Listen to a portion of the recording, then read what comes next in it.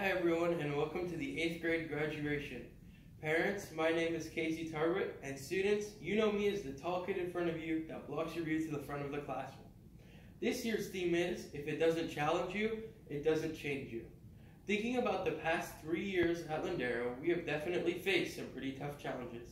From having to introduce ourselves to people who have never met before, or having our parents drive us to Staples at 9 p.m. the night before a huge project was due, I'm sure that we have endured a lot of roadblocks that us students have needed to overcome. Today, however, I would like to share with you one of my personal challenges that I am sure many other students had to overcome moving from elementary school to LCMS. The challenge was that we would have to figure out a way to move with all of our stuff 7 times a day from classroom to classroom. For some students, this was fairly simple to get the hang of. They would put their pencil in their bag, papers in the folder, and off they went to the next class. They were natural minimalists. For the other group of students, including me, it was not nearly as simple.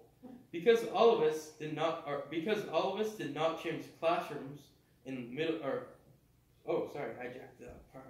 Because all of us did not change classrooms in elementary school, we were taught to place every single item ever needed for all different tasks on our desk. It was a lot of stuff because us students wanted to be prepared for anything that our teachers would request. Our parents bought us dozens of pencils, multiple glue sticks, and a plethora of other items. Personally, my desk had more supplies than the Staples in Westlake. And at the time, having the leading volume and weight of different colored highlighters was fine because I did not have to move it 7 times a day. However, at middle school, I, and I'm sure many of you students, quickly realized that our habits needed to change. By the time we were done reorganizing and purging, I'm sure we had discarded more items than Cambridge Analytica had before being searched by the FBI. Now, this particular challenge for me, no matter how silly it sounds, actually changed me as a person. Learning to minimize for school began to take a positive effect on my life at home.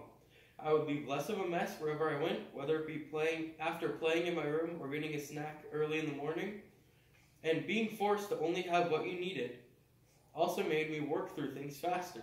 I didn't have to choose what hue of green I needed to use to color something or a project, or dig through a mountain of items I rarely used to find something I needed. I was able to get more done faster and without leaving a path of destruction for me or oftentimes my parents to clean up. Now, I know this is an exciting day for all of us, and I'm sure the parents do not want their babies to go to high school next year. But because the teachers and students alike really want and need a break, the conclusion will be rather short. Personally, I would like to thank all of the teachers who had to deal with us for 3 years, and to Mr. Anhalt and Mr. Jansen, who are the two chillest principals, And I messed this part up, but I'll just skip it. Okay. They also happen to be one of two other principals we as students most likely ever known, but that is besides the point. And if all you can take away from this speech, just remember, if it doesn't challenge you, it doesn't change you.